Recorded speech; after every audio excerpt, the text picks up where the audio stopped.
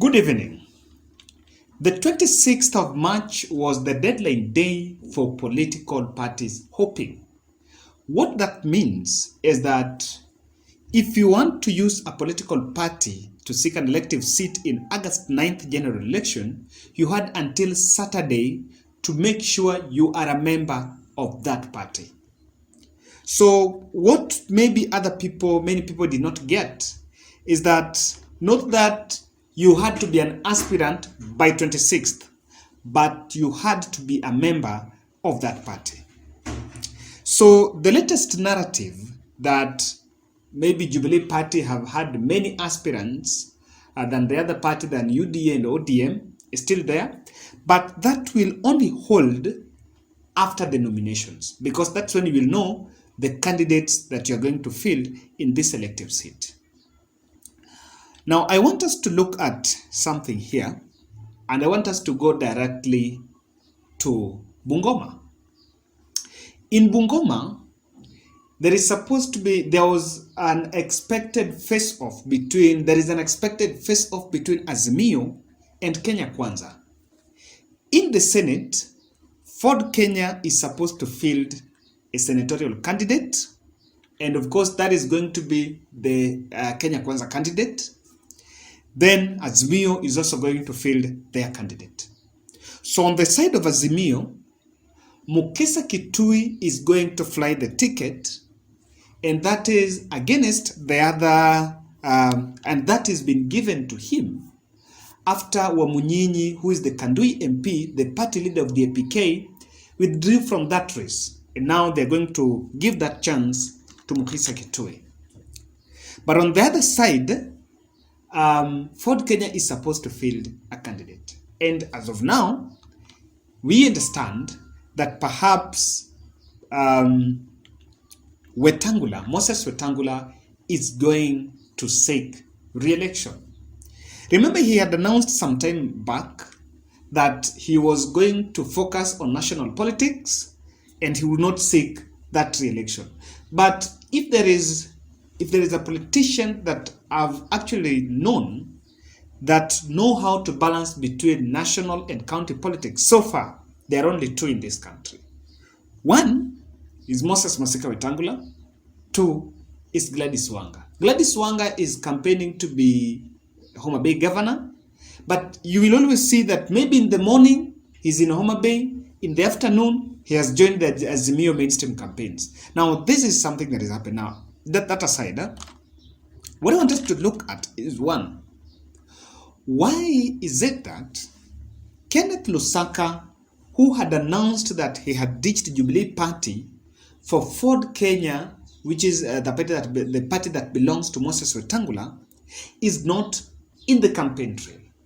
Keneth Lusaka had announced that he was going to seek the Bungoma gubernatorial seat on a Ford Kenya ticket.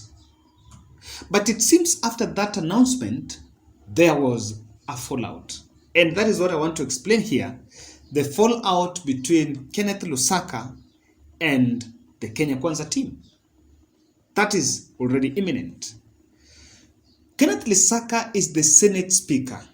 And in the hierarchy of leadership in this country, I think that is the fourth person. It is first President Uhuru Kenyatta, Deputy President William Ruto, then the head of judiciary, Martha Koome, then Speaker of the National Assembly, Justin Muturi, then the fifth is Speaker Keneth Lusaka. So Lusaka ditching the Jubilee party and defecting to another party was actually typically walking out of government. But that did not mean that, because I was asking someone, why is he not campaigning while his counterpart in the National Assembly, Justin Muturi, is vying to be president and is playing his elective politics outside parliament, and no one is questioning him? Why is it that Keneth Lusaka is still reserved? Let's look at some few things that I've observed. One, if you remember the launch of when Lusaka was launching his gubernatorial bid at Poster Grounds in Bungoma, that meeting was supposed to be graced by Deputy President. But for one reason or the other, because it's just happened the week the president landed from both the UK and US tour, from the 10 days diaspora tour, and Lusaka launched, probably I think it was Friday of the same week. Then DP Ruto, instead, after coming from UK, went directly to Mombasa, to the coast. Now, the person who was supposed to be the strongest person behind Moses Wetangula is none other than Senator Lusaka, Speaker of the Senate, Lusaka. So the fact that Lusaka has been missing around Moses Wetangula in Kenya Kwanza is something that shows that fallout. Most recently, over the weekend, Wetangula and Musalia Mudavadi were in Kakamega. In the Western region, they were holding meetings. There was a photo that was captured there of Wetangula, Musalia, and Malala in Khalwale. Someone who needed to be in that photo was Senate Speaker Keneth Lusaka. So you will actually realize that he has not just isolated himself from Kenya Kwanza campaigns, but even on relating with the others from the western side who are not in Jubilee or in Azimio, he is not anywhere. So where is he? Let's also look at it. I checked his social media pages trying to follow whether he's doing campaigns. The campaigns that are imagized in his social media pages are the ones that are done by the compact majority. Compact majority are what other people called chief campaigners. I don't even think those people are chief campaigners. They're just compact majority. They're just people who are just around a politician to keep on telling the politician that, you want this in the morning. They tell you what the enemy is doing, but they're not mostly campaigners. The best chief campaigner for every politician is him himself.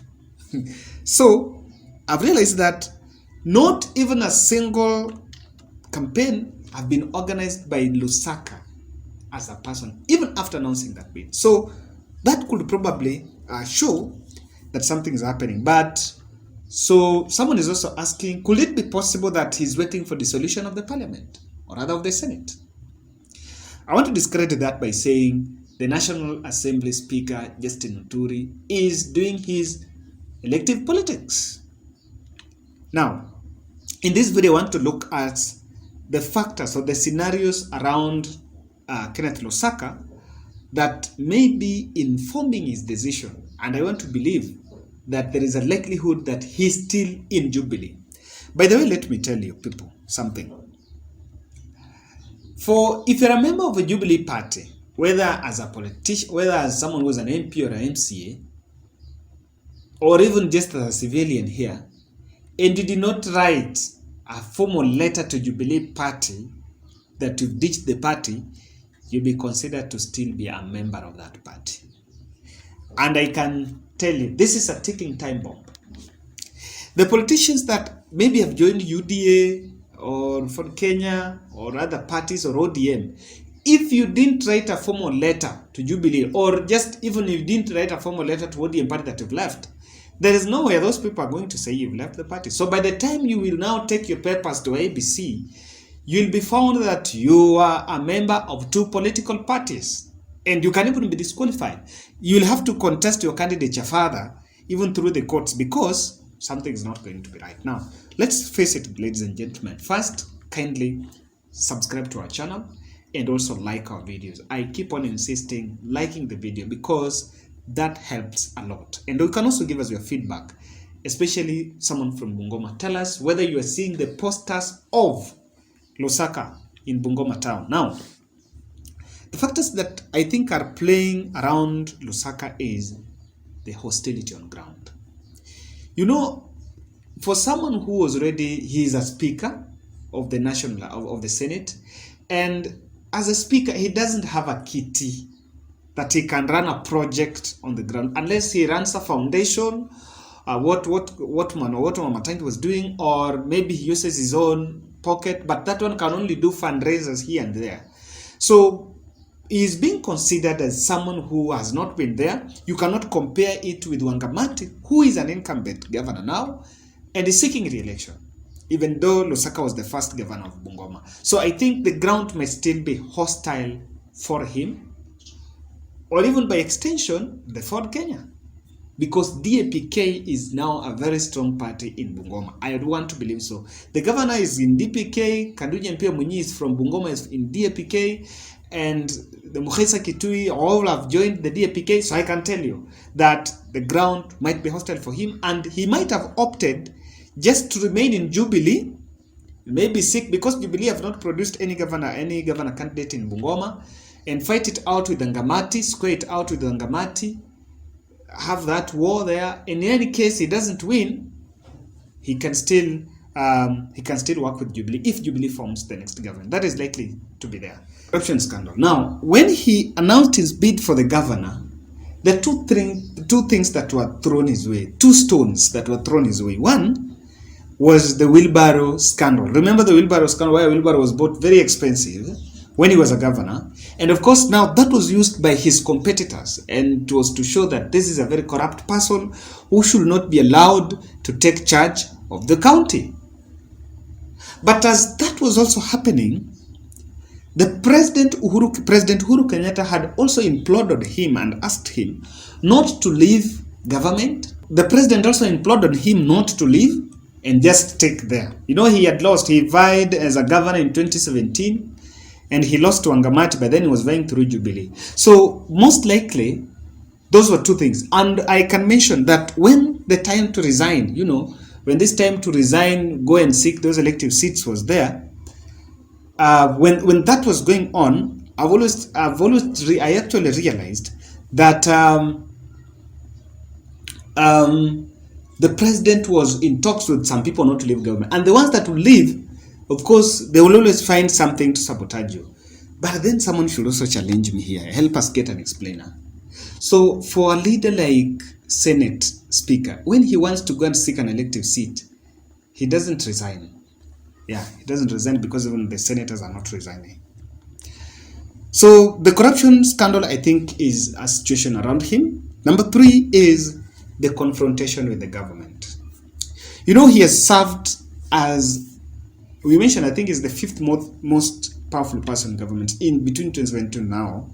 So if he was going to leave and going to seek that elective seat through another party, of course he had to talk negative about this government. Now that is something that would make the president or the Jubilee government go against him and would actually decampaign him on ground. So technically I tend to think that first, there is a likelihood that he did not go to Fort Kenya.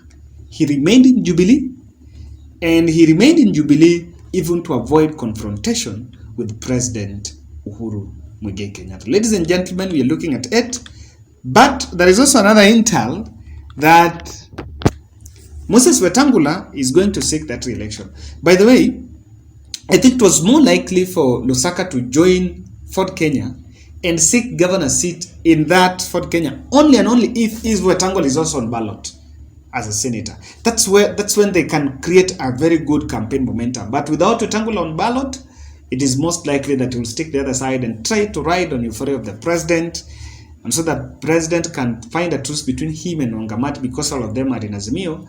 And at the end of the day, someone might always find somewhere he can. Ladies and gentlemen, that's my analysis. If you are from Bungoma, tell us whether Lusaka is campaigning on ground.